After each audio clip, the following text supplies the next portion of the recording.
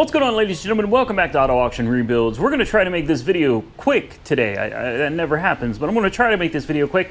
We have one goal on the agenda today, and that is the Porsche 911. We need to get these hoses replaced. We need to get the thermostat replaced with this upgraded 160-degree stat. We need to get the Porsche coolant in it because it is supposed to get really cold. In fact, you notice I'm wearing, some of you OG people may remember this jacket. A lot of you hate it. It's my favorite jacket. I wear it all the time when it gets cold. We're getting our first cold front tonight. It's going to drop down into the 30s, wind chills in the 20s. So I decided, better safe than sorry. We're getting ready to put the Porsche up for sale. I've driven it. I've driven it hard. I've driven it long distances.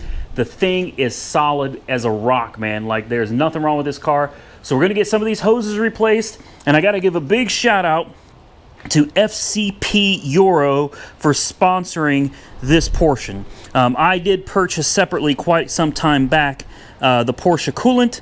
I purchased a new Porsche cap, and I purchased a new 160-degree Porsche thermostat. This is an upgrade, highly recommended upgrade to this car. Boy, that wind is kicking. We got the airlift system out, ready to go.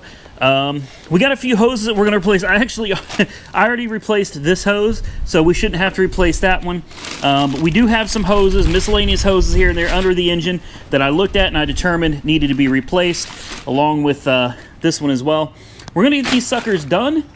Show you what we got under here. I've already taken everything out, so it's going to be a lot easier to work under here. We're losing daylight, but I want to get that hose right there replaced. A couple hoses on the underside that I noticed looked like they were a little bit weak. And then we're going to fill it up. We're going to air bleed the system. Fill it up, bleed, what do you call it? Coolant, bleed, I don't know, bleed, fill, whatever. We're going to suck air on the system and use that vacuum to pull in the coolant so that we don't have any issues with airlock or anything. And that should be it. To get started, we're going to have to jack it up probably on this side because the thermostat sits right over here on the underbelly of the engine. Want to get that thermostat out, get this hose off, and get this stuff replaced. We are making progress. So I've climbed under it and over it and around it, and we've gotten a lot of the hoses disconnected here. This is a big aluminum coolant pipe that runs all the way back. We're going to be replacing that hose. This is the one. Even though I'm looking at, there's nothing wrong with the hose. Look down inside. I don't know if you can see inside the hose. Can you? Can you? There's nothing wrong with this hose. Nothing at all. It's fine. This was a new hose, but for some reason they're too long, so you have to cut it. I cut this one a little too short. So I went ahead and decided we're going to pull that off, replace it. We got the old thermostat right here, and this says it's a 83-degree thermostat. We got the old gasket right here. We got the new thermostat right here, which is a 71-degree thermostat. Celsius, of course, not Fahrenheit. We got the new gasket right here that's going to go on. I'll show you guys underneath. To get to the thermostat, this is such an easy car to work on. Like, so far I'm really impressed with how easy it is. This is where the thermostat lives, right here. It fits right up in there. This is super easy to get to, really is. So we're gonna get that in there, get the new hoses installed. We've got a big coolant pipe right here. That's actually a metal pipe that bolts up to the side of the block right here. Hopefully you can see where that goes, right there on the side. I had to take that down to gain access to the thermostat, but overall, this is super simple, guys. And look, there's no leaks under here at all, aside from where you see the water that was previous in it coming out. I mean, this thing is dry as a bone. I think we're gonna get this thermostat replaced, get a couple of these hoses replaced, pull the vacuum on it, make sure it holds, and then fill it up with coolant before it gets cold. All right, we're moving right along. I've had this vacuum airlift system hooked up for about 5 minutes now. We're going to check on it. It's getting dark and it's getting very cold. Hopefully you can see that the needle is pointing over here. That is exactly where it should be. It hasn't moved, and a lot of people were concerned that the hoses were collapsing when under this vacuum. Well, guys, I just put all these new hoses on. I don't know how well you can see down there, but they are also collapsed. That's just the name of the game, man. Even the newest, strongest hoses are going to collapse. So we got rid of a lot of the junk hoses that were on here. To be quite honest with you, I don't think there's anything really wrong with them other than this one. And this was my own fault for cutting. Turns out if I had paid more attention, this actually fit perfectly. So I put the new one on, new thermostat, new gasket. It's holding pressure. There's nothing wrong with this hose at all. So it's holding a vacuum. I say let's put some Porsche coolant in it and see how it does. Look at that beautiful pink Porsche coolant. You know, it kind of looks like Toyota coolant, doesn't it? Huh. I wonder. We're gonna fill this sucker up. We're gonna suck it all in. That didn't sound right.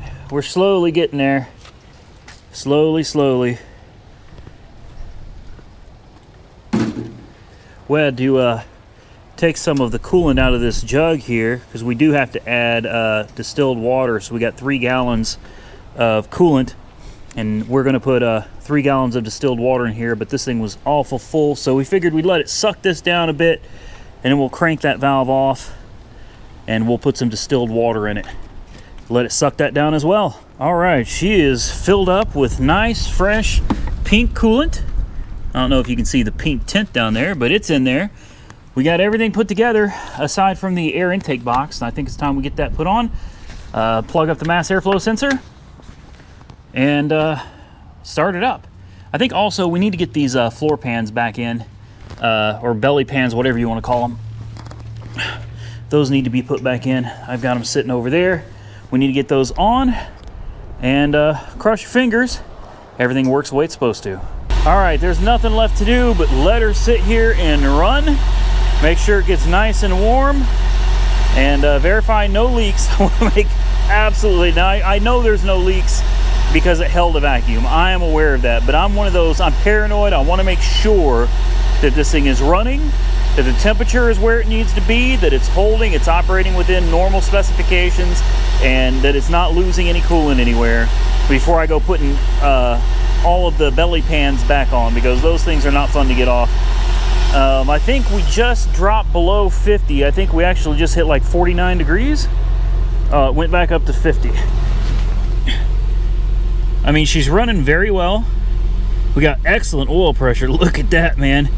Almost 5, I guess that's bar, right? I don't know what that translates into, but it's got really good oil pressure. Voltage is over at 14. RPMs are about 750, maybe 800, and the coolant is finally starting to come off of cold. She's finally starting to warm up. Like I said, we got the factory Porsche radio working.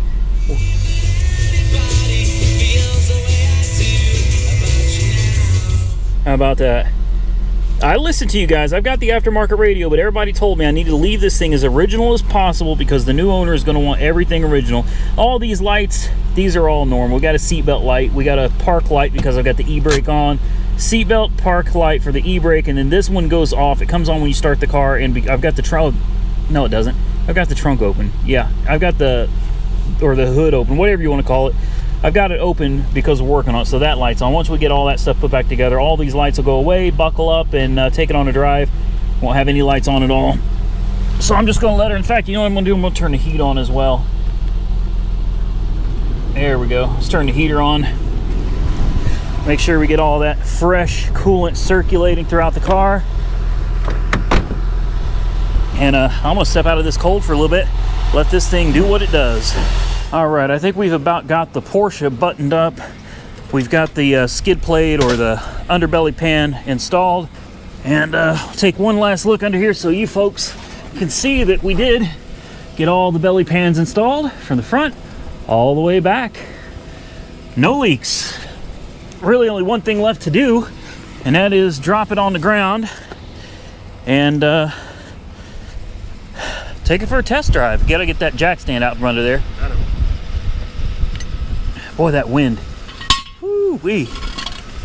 It is cold out here, ladies and gentlemen. All right. Gotta love that Harbor Freight low profile jack right there. That thing's been a blessing. All right, so all is well with the world at this point. She's very responsive.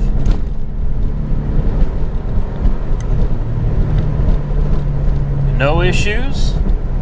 Got the heat on. Cruising down the road, man. And I've noticed a significant drop in engine coolant temperature. Usually that gauge is at the just above the middle. between 180 and whatever that next mark is. I don't know what that would be, but the mark just after 180, it's usually sitting in between there, and now it's pretty much staying just a hair under 180 degrees. So I think we're good, man. I think we're good. The car is doing, I thought I was going to turn there, but turns out that's the wrong street.